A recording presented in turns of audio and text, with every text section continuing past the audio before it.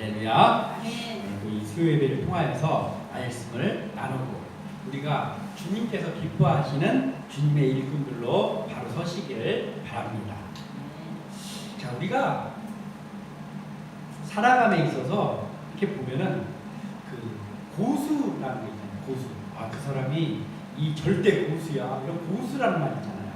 세상에는 각종 부분마다 고수들이 참 많이 있습니다. 어떤 일에 대한 고수들을 보면은 그 고수가 얼마나 고수일까 했을 때 아니 세상에 이런 일이 막 이런 곳에서 소개되는 고수들을 보면은 야, 이게 같은 사람이 보기에도 야, 저렇게까지 고수일 수 있나, 저렇게까지 대단할 수 있나, 이런 일들을 하는 사람들이 참 많은 것 같아요. 이제 대표적으로 보자면은 어떤 한 종목의 스포츠에서 최고의 그 고수, 깊은 단계에 이른 사람이 올림픽에 나가서 금메달을 따는 사람이죠. 금메달리스트들. 적어도 금메달리스트라고 하면 세계 60억 인구 중에서 그 종목에 한해서는 그 사람이 최고로 잘한다는 거잖아요. 완전 고수이죠. 어찌되었던 참 여러 가지 중에 고수가 참 많습니다. 그런가 하면은 동네 고수들도 있죠. 동네 고수. 동네에서 내가 그래도 이거는 좀 잘한다 하는 그런 고수들이 있죠. 그런데 그 동네 고수가 어디에 이러한 고수가 있다더라라고 했더니 그래도 나도 여기에는 어디 가서 안 빠지는데 하면서 갔다가는 깜짝 놀라는 일이 많이 있죠. 동네 고수들은 동네에서는 좀 알아주지만 세상은 넓고 고수는 많습니다. 그래서 야, 이렇게 잘하는 사람이 있단 말이야 하는 그런 일들이 종종 있기도 합니다. 자, 그리고 또한 고수 앞에서 이렇게 까부는 사람, 고수 앞에서 까부는 사람을 일컬은 우리가 번데기 앞에서 주름 잡는다 이렇게 표현하기도 하죠. 번데기 앞에 주름 잡는다. 오늘 본문을 보니까 그 번데기 앞에서 주름 잡는 사람이 한 명이 나옵니다.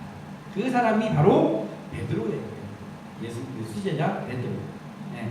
물론 예수님 번데기가 아니시면 어찌되었든 예수님 앞에서 주름 잡아보면 그 모습에 베드로가 나옵니다. 그래서 오늘 이 베드로의 모습과 또 우리 예수님의 모습 이런 것들을 살펴보면서 우리의 얕은 마음, 우리의 고수가 아닌 그 야트막한 우리의 능력 이런 것들을 내려놓고 주님의 기쁨 속으로 풍덩 빠져드는 우리 모두 되시기를 주님의 이름으로 소망합니다.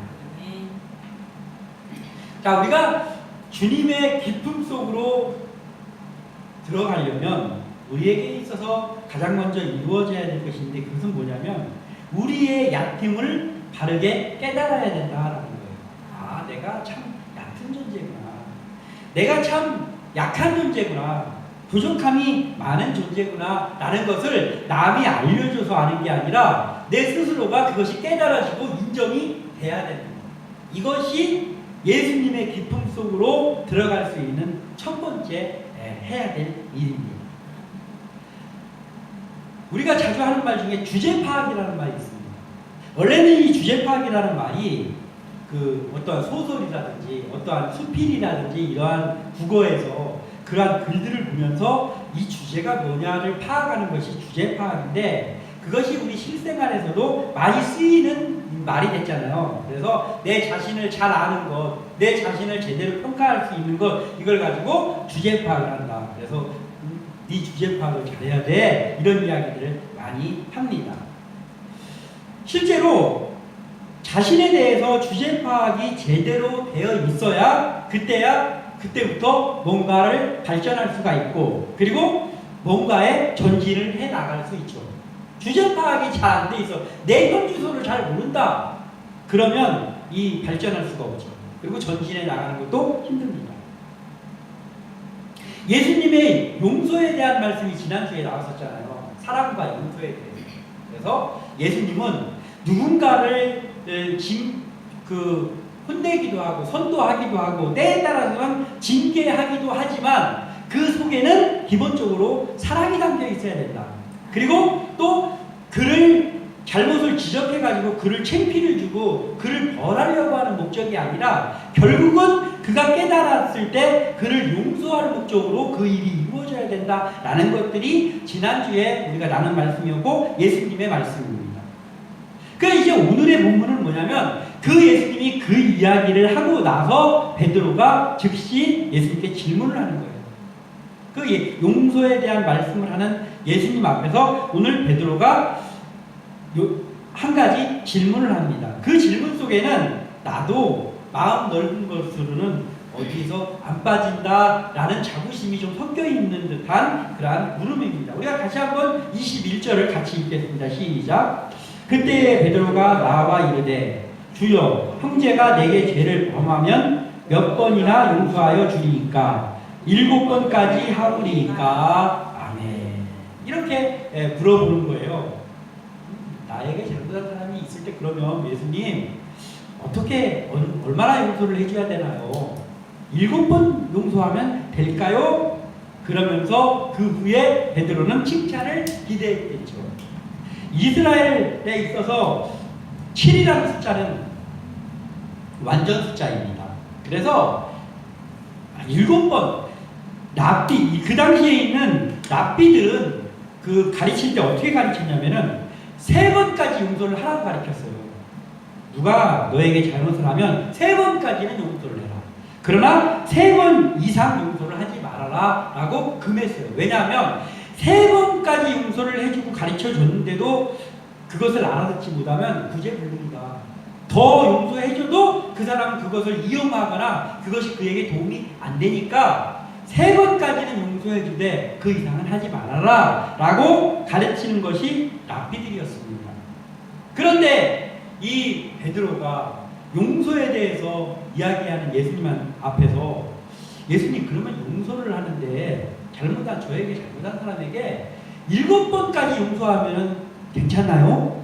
물어보는 그 물음 앞에 야 랍비들도 3번까지를 이야기하는데 7번 정도 용서해 줄까요? 그리고 저는 7번까지 용서해 줄 마음이 준비가 되어 있습니다 라는 말이 그 안에 있는 거예요.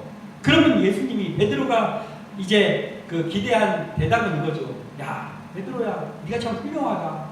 그래 7번 용서해 주면 이 얼마나 훌륭한 거냐. 네가 참 관용의 마음이 크구나. 네가 사랑의 마음이 크구나. 그래 그렇게 해라. 이런 칭찬을 좀 기대한 거예요. 그러면서 하는 거죠.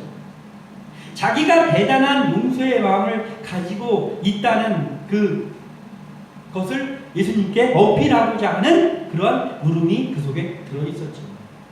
자, 이걸 잘 보면 베드로는 야심차게 예수님께 이야기를 한 거지만은 베드로가 주제 파악이 안 돼 있구나 라는 것을 보게 됩니다. 베드로가 주제 파악이 안 돼 있어요. 베드로는 다혈질입니다. 그래서 베드로가 어떤 사람이었습니까? 이 질문 후에도 예수님을 잡아간다 그러니까 그 자리에서 칼 빼가지고 말고의 귀 그냥 잘라버리고 막 이런 사람 아닙니까? 보통 이 다혈질이 아니에요. 베드로가. 그런데 7번을 용서한다고. 어찌됐든 예수님께 칭찬을 받고자 한 질문 속에 베드로의 주제 파악이 되어 있지 않은 그 마음이 담겨 있습니다. 그랬기 때문에 베드로가 발전이 없었어요, 그때는. 그리고 예수님께 항상 혼이 많이 났고, 그리고 예수님의 십자가의 사건 앞에서도 사실상 예수님께 도움이 되지는 못했습니다. 그런데 이것을 보면서 참 베드로가 어지간하다. 베드로가 참 어지간하구나 라고 우리가 평가해야 될 것이냐, 그게 아니다라는 거죠. 이 베드로의 모습이 참 익숙한데 이게 어디서 많이 본 것 같은데 라고 생각을 할 때 내 모습이 비춰지는 거예요. 이 내 모습이 여기 들어있네요. 우리의 모습이 어떻습니까? 우리의 모습도 그럴 때가 참 많잖아요. 경솔하고. 그리고 우리가 뭔가 된 것 같은데 이 정도면 되지 않았나 했는데 하나도 안 돼 있고, 이런 것들이 얼마나 많습니까? 그래서 베드로도 그렇지만 우리도 나의 주제 파악이 돼야 되는 거예요. 제가 이제 재작년에 좀 아프고 나서 후에 약간 예전보다 좀 더 기억력이라든지 어떤 암기력이라든지 이런 것이 아무래도 예전보다는 조금 더 못한 것 같아요. 나이도 먹었고요. 그러다 보니까 좀 더 메모를 하게 되더라고요. 미리 써놓고 언제 뭐가 있고 이런 걸 써놔야 돼요. 그리고 어떠한 사물을 처리할 때도 완벽하게 했다고 해도 2번, 3번을 더 살펴봐야 되더라고요. 혹시 어떤 실수가 있을까. 그런데 그렇게 다 살펴보고 나서 인쇄까지 다 해봐. 인쇄까지 다 해놨는데 다 해놓고 나서 다시 한번 읽어보면 또 어디 하나 틀려있고 이런 게 참 자주 있더라고요. 그러면서 그걸 통해서 야 내가 이거 옛날 몸이 못하네 하면서 어떤 서글픈 마음이 든다든지 그런 게 아니라 그 속에서 자꾸 발견하게 되는 거예요. 야 내가 이 정도면 내가 완벽하게 이제 준비 다 했는데 해도 놓치는 것이 있구나. 이렇게 하나님께서 나에게 연약한 것, 얕은 것, 부족한 것들을 보게 하십니다. 왜 그런 것들이 있을까? 너 이제 나이 먹은 거 한번 느껴봐라. 그게 아니고 그걸 통해서 나의 약함을 다시 한번 발견하고 그래서 하나님을 더 의지하라는 하나님의 사인으로 받아들입니다. 그래서 다시 한번 주제 파악을 하면서 더 꼼꼼하게 하고 또 하나님께 기도하고 하면서 일을 하게 되더라는 거예요. 어찌되었던 간에 이러한 주제 파악이 안 된 베드로의 모습을 보면서 그 속에서 이 베드로의 모습이 나의 모습 같다라는 것들을 살펴보게 되더라. 자, 그렇다면 이렇게 우리가 약함이 있다라고 하면 그럼 우리가 먼저 해야 될 일이 뭐부터 그러면 이걸 해야 되는가? 여기서 벗어나기 위해서 뭐부터 해야 되는가? 라고 할 때 가장 먼저 해야 될 것이 있는데 그건 뭐냐면 나의 얕음과 나의 부족함과 나의 조금과 이런 것들 나의 어떤 부족한 부분들을 내가 발견하고 그리고 그것을 내 스스로 인정하는 작업이 가장 먼저 일어나야 된다는 거예요.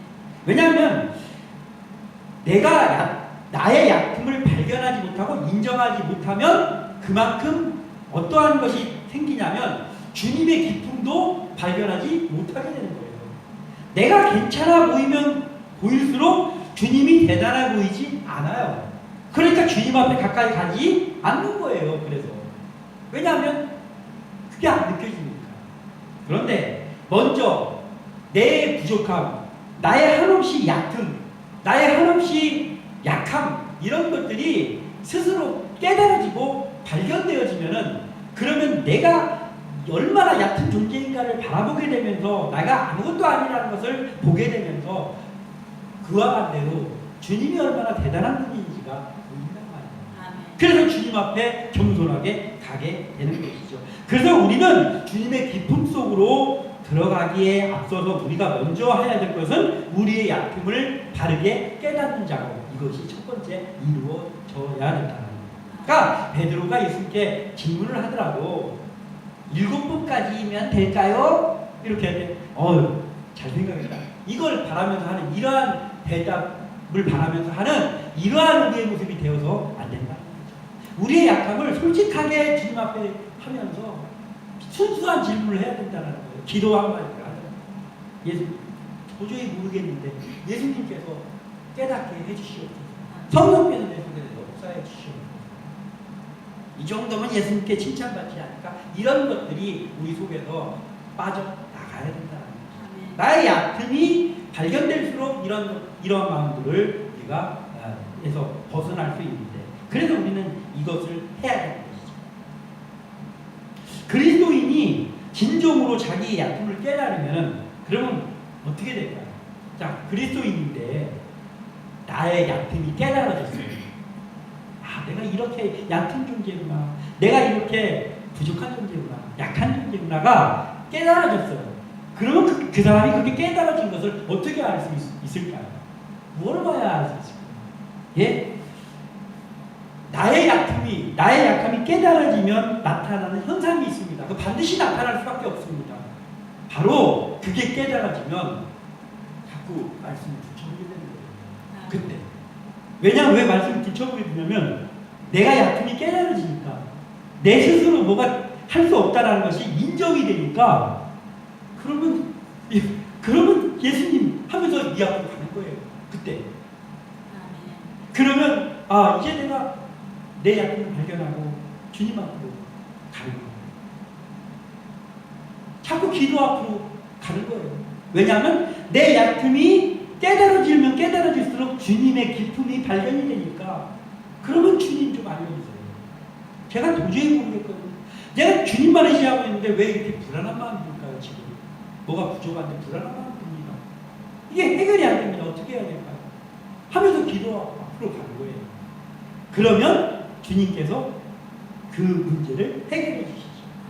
문제를 해결해 주기 전에 마음을 먼저 해결해 주셔요. 이것이 우리에게 있어야 됩니다. 그러니까 우리의 약점을 발견하고 깨닫는 그 작업을 하게 되면 나타나는 현상이 바로 이거예요. 말씀 앞으로 기도 앞으로 가게 되는 거예요. 여전히 말씀 앞으로 안 가. 여전히 기도의 자리로 가는 게 귀찮아. 그러면 아직 약점을 발견 못했다고 보면 됩니다. 그래서 우리는 우리의 일상 속에서 살아가면서 늘 하나님의 말씀에 비춰보고, 하나님의 말씀이 옛날에 호랑이 담배 먹듯이 이야기가 아닙니다.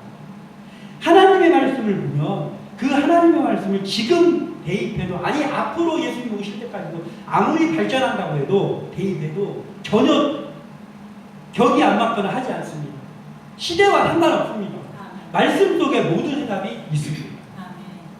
그래서 우리가 이 말씀과 기도 앞으로 자꾸 가면 갈수록, 가는 작업이 내 스스로 누가 시켜서가 아니라 가게 되면, 그러면 나의 얕음이 점점 더 발견이 되고 주님의 기쁨 속으로 한 발짝 한 발짝 전진해 갈 수밖에 없다는 것이죠. 아직 베드로가 이 작업이 안 된 거예요. 예수님의 제자들이 얕음을 깨닫고 주제 파악이 된 순간이 있었어요. 그런데 언제입니까? 오순절 성령 사건 때죠. 오순절에 성령으로 충만하니까 이제 주제 파악이 되는 거예요. 제자들이 주제 파악이 되고 났더니 제가 지금 방금 얘기한 게 이루어지는 거예요. 제자들이 어땠습니까? 예수님을 따르고 있는 때 기도했다는 말이 한 번도 안 나와요. 제자들이 기도했다는 말은 안 나와요. 예수님이 기도했다는 말이 나오죠. 그랬는데 오순절 마가의 다락방 사건이 끝나고 나니까 이 사람들은 어떻게 됐습니까? 말씀의 사람들도 바뀌었어요. 그 사람들이 바뀐 게 아니잖아. 성령 받은 거 그것만 바뀐 거잖아요. 그런데 말씀의 사람이 돼서 즉시 나가서 말씀을 선포합니다. 그리고 그들이 기도의 사람이 되었습니다. 그들이 기도하면 병자가 낫습니다. 이게 공식과 같아요. 주님의 기쁨이 발견되고 주님의 기쁨 앞으로 나가면 나의 낮음이 발견되면서 내가 말씀과 기도 앞으로 가게 된다는 거예요. 이 제자들을 보면서 우리가 해야 될 건 뭐예요? 우리가 우리의 얕음을 발견하면서 주님의 기쁨 속으로 가려면 우리가 성령 충만해야 되겠구나라는 거예요. 아직 성령 충만하기 전에 베드로의 모습은 바로 이런 질문을 던지는 거예요. 주제 파악 안 된 질문. 우리의 모습이기도 합니다. 그래서 일단은 우리는 날마다 기도 또 말씀 앞에 비춰보면서 우리의 약함을 계속해서 주님 앞에 고백하며 주님 앞으로 가는 우리 한 사람 한 사람 되기를 소원합니다. 자, 이제 이러한 우리의 약함을 발견했다라고 한다면, 그러면 이제 드디어 이루어져야 될 작업은 주님의 기쁨 속으로 들어가야 돼요. 주님의 기쁨 속. 우리의 약함이 발견됐을 때, 그때는 주님의 기쁨 속으로 들어가야 된다. 자, 베드로의 질문에 7번까지 하면 어떻습니까? 야심차게 질문을 던졌습니다. 그때 예수님께서는 어떤 대답을 하셨습니까? 끝없는 용서라는 답을 주셨습니다. 끝없는 용서. 자, 우리 22절 읽어보겠습니다. 시작. 예수께서 이르시되 내게 이르노니 7번뿐 아니라 7번을 70번까지라도 할지니라. 아멘. 이게 뭐예요? 학자들 중에 490번이다. 490번이다. 또 어떤 학자는 유대의 어떤 것들 이렇게 비춰보면 이게 77번이다. 77번이다. 여러 가지 설이 있습니다. 예, 그 설이요, 설. 근데 사실 이거 어떻습니까? 예수님의 이 대답은 뭐 수능 보는 거 아니잖아요. 예수님의 이 대답은 끝없이 용서해라. 한없이 용서해라라는 거예요. 자, 그런데 문제는 뭐냐? 이 예수님의 대답을 우리가 살아가면서 우리가 어떤 사람에 대해 어떤 사람이 나에게 잘못했을 때 나는 그 사람이 아무리 나에게 잘못해도 난 끝없이 용서할 것이다 라고 생각해 본 적이, 제가 생각해 보니까 이 말씀 준비하면서 생각해 보니까 한 번도 없더라고요. 한 번도 내가 끝없이 용서할 것이다, 끝까지 용서할 것이다 라는 생각은 해본 적이 없어요. 제가 용서해야지, 관용의 마음을 품어야지, 주님의 긍휼의 마음으로 사람들을 대해야지 라는 생각을 갖습니다. 그런데 나는 어떤 사람이 나에게 잘못하면 끝까지 용서할 것이다 라는 생각은 제가 인위적으로 하지 않아요. 아니, 할 수 없는 것이죠. 왜냐하면 사람이라면 그걸 할 수 없는 거잖아요. 끝없이 용서할 수가 없어요. 그런데 예수님께서는 지금 사람이라면 할 수 없는 것을 베드로에게 말씀하신 거예요.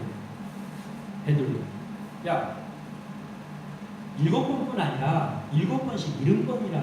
즉, 야, 끝없이 용서해라. 베드로에게 말씀하셨습니다. 그러면 사람이 할 수도 없는 것을 예수님이 말씀하셨으니까 예수님이 골탕 좀 먹어봐라 하면서 지금 잘못된 대답을 할 것인가? 그게 아니란 말이죠. 이 말은 사람의 능력으로 되지 않는다는 것을 예수님도 아시고 사람의 능력으로 되지 않기에 주님의 능력으로 할 수 있다라는 메시지를 담고 있는 거예요. 그러니까 예수님께서 이 말씀뿐만 아니라 가끔 보면은 예수님께서 제자들의 질문 앞에 사람이 할 수 없는 일로 대답하는 때가 이거 말고도 여러 번 나옵니다. 이거 사람이 할 수 없는 건데 라는 모호한 대답을 하는 장면이 다른 사건에서도 여러 번 나와요. 그러면 그거는 공통적으로 뭐냐면 사람이 할 수 없는 것을 해서 제자들을 골탕 먹이는 게 아니고 사람으로 할 수 없어. 그러나 하나님으로는 할 수 있으니 내 기쁨 속으로 들어와라 라는 메시지가 여기 담겨 있는 거예요. 지금 예수님께서 베드로의 질문 앞에 이 말씀을 한없이 용서해라 라고 말씀하신 이 말씀에도 그 메시지가 들어있는 거예요. 마태복음 19장 26절, 이제 우리가 몇 주 후에 이 말씀을 보겠지만 사람으로는 할 수 없으나 하나님으로서는 다 하실 수 있느니라. 아멘. 이런 말씀이 있어요. 이게 뭐냐면은 저번에 제가 그 주일 설교회 누가복음에 그 부자 청년에 대해서 이야기한 적이 있죠. 그 부자 청년이 거기서 나온 말씀 중에 부자가 천국에 들어가는 것이 낙타가 바늘기로 통과하는 것보다 더 어렵다라고 예수님이 말씀하셨을 때, 그러면 도대체 누가 그러면 천국에 갑니까? 그때 예수님께서 이 말씀을 하시는 거예요. 사람으로는 할 수 없으나 하나님으로서는 다 하실 수 있느니까. 사람으로 불가능하지만 하나님의 능력으로 된다는 거예요. 그러니까 뭐가 된다고요?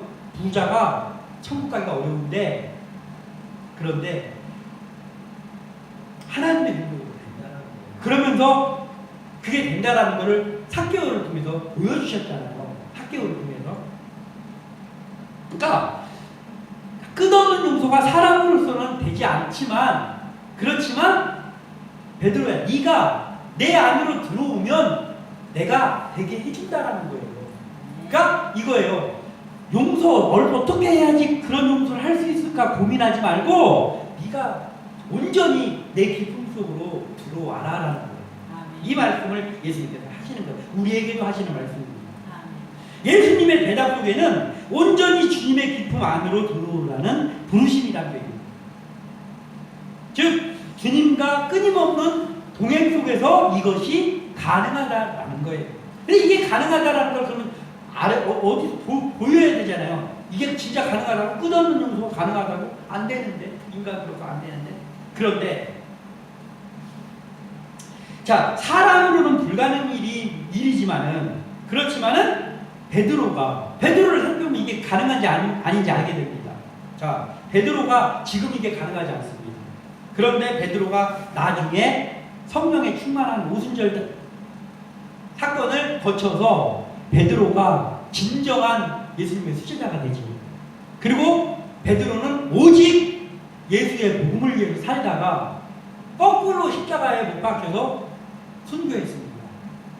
자, 지금의 이 베드로의 모습에서 이게 상상이 되는 모습입니까? 전혀 안 되죠. 전혀 안 되지. 그런데 예수님 기품 속으로 베드로가 오순절 마가의 다락방 이후에 풍덩 빠져 들어갔더니 됐습니까? 안 됐습니까? 된단 말이에요. 된단 말이에요. 베드로. 우리는 어떨까요? 우리도 된다는 거예요.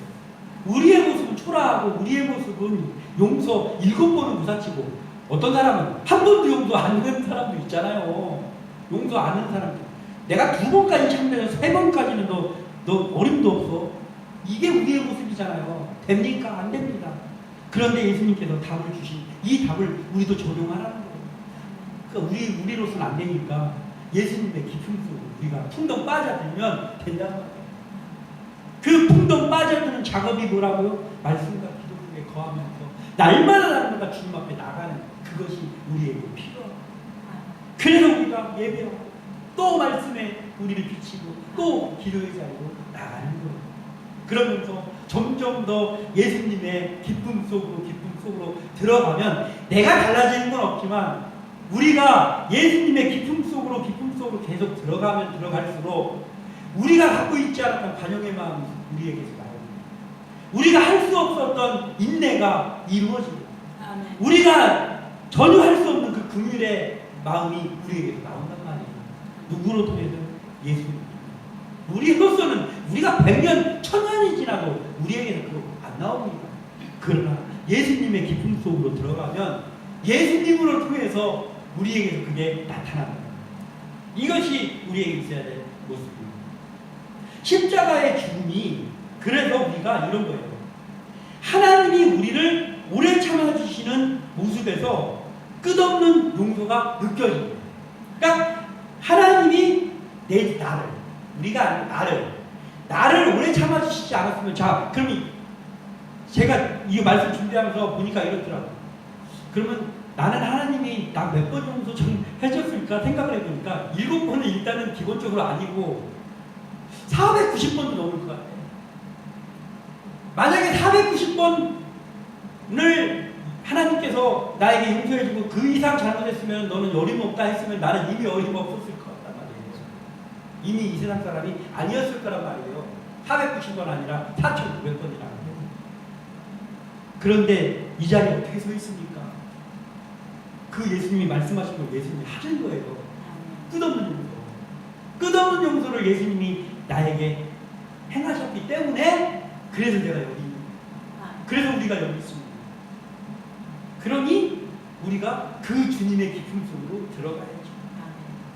또 십자가의 죽음, 예수님의 십자가의 죽음이 우리를 위한 십자가의 죽음을 넘어서 나를 위한, 그게 진짜로 느껴져야 돼요. 나를 위해 하나님, 예수님이 나를 위해서 죽어주셨습니다 하는데 감동이 없어 마음속에. 그걸 고백하고 고난주간에 막 눈물도 흘리고 있는데 실제적으로는 마음에 와닿지가 않아. 그러면 아무 소용이 없다. 예수님이 이거 말도 안 되는 나를 위해서 예수님이 오셨어. 그게 내가 진짜 믿어지네. 이게 이루어지면은 그러면 그때 예수님의 기쁨 속으로 들어가지 말라고 해야 된다. 자석에 이끌리지 들어가지. 이것이 우리에게 이루어져야 된다. 내가 계속 용서받기에 적합하지 않은 사람이다 라는 것이 깨달아져야 돼요. 내가 사실 내 하는 걸로 봐서는, 여러분 우리가 사람은 속일 수 있지만 내가 얼마나 더러운 생각하고 많이 했고 사람들이 모르는 내가 얼마나 지저분한 생각을 많이 하고 얼마나 추잡한 일을 많이 했는지 알잖아요. 그게 490번 뿐입니까? 알잖아요. 그런데 그렇다면 뭐예요? 내가 용서받기에 적합한 사람은 아니잖아요. 계속 용서받기에 적합한 사람이 아닌 거잖아요. 그런데 지금 살아있잖아요. 그런데 주님께서 직분도 주시고 우리 한 사람 한 사람에 그런데 예배자로 세워주시고 직분을 주셨잖아요. 그러면 22절이 실제로 가능한 일이라고 예수님이 보여준 것 같잖아요. 우리 같은 사람이 지금 여기에 여전히 구원받은 것처럼 서 있다는 자체가. 이것이 깨달아질 때 22절 예수님의 말씀, 이것이 온전히 내 말씀이 된다. 그러면 이제 그때 내가 주님의 기쁨 속으로 들어가면서 정말 주님의 제자다운 삶을 살게 된다는 것이죠.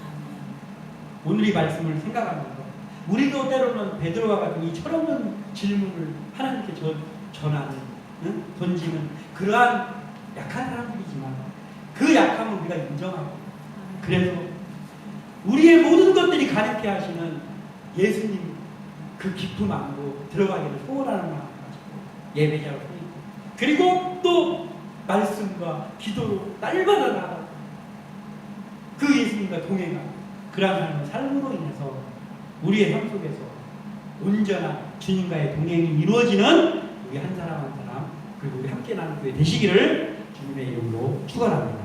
기도합니다.